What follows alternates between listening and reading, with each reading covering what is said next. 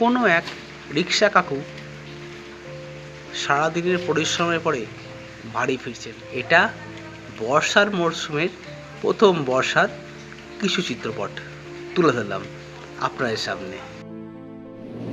না, আজকে কোনো জায়গায় বেড়াতে নয়, আর এই বর্ষাকালের দিনে নিজের বাড়ির বারান্দায় বসে বসে বৃষ্টির টাপুর টুপুর আওয়াজ শোনা এবং এই স্নিগ্ধ মাটির যে গন্ধ, সেই গন্ধ অনুভব করা, তাই করছি। আপনারাও করুন আমার সাথে। দেখুন বাইরের বৃষ্টি মুখর একটি রাত্রি। যদি ভালো লাগে তাহলে please like and subscribe. So দেখতে থাকুন।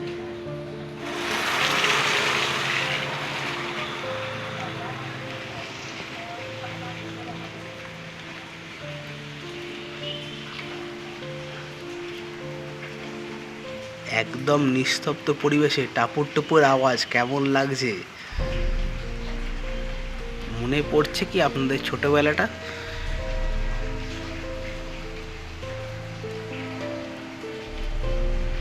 দূরে কোনো এক জায়গায় ট্রেনের হর্ন,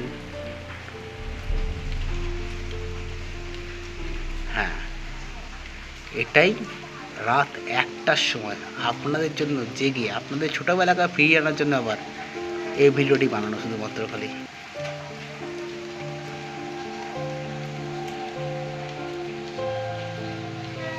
যদি এর সঙ্গে একটু অপু সংসার হয়ে যেত না, বা শরৎচন্দ্রের কোনো গল্প হতো না, খুব ভালো লাগতো, ঠিক কি না?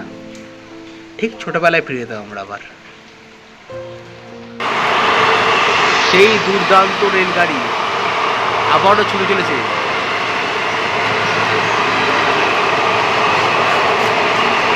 বৃষ্টি স্নাত রেলগাড়ি বেরিয়ে গেল, তার আওয়াজ আস্তে আস্তে মিলিয়ে গেল।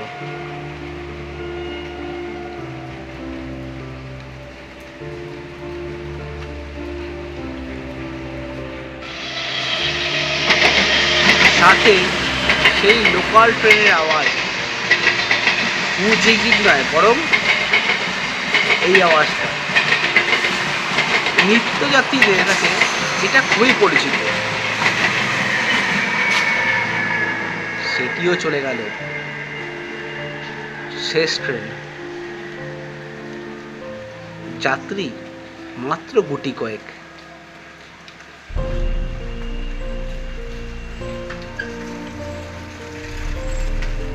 কোনো এক সাইকেল বন্ধু, তিনি নিজের কাজ সেরে দিনের শেষে বাড়ি ফিরছেন। কোনো এক রিক্সা কাকু সারাদিনের পরিশ্রমের পরে বাড়ি ফিরছেন নিজের হাত রিক্সাটি নিয়ে। দেখতে বড়ই অদ্ভুত লাগলেও হ্যাঁ, এটাই ছিল আমাদের ছোটবেলা।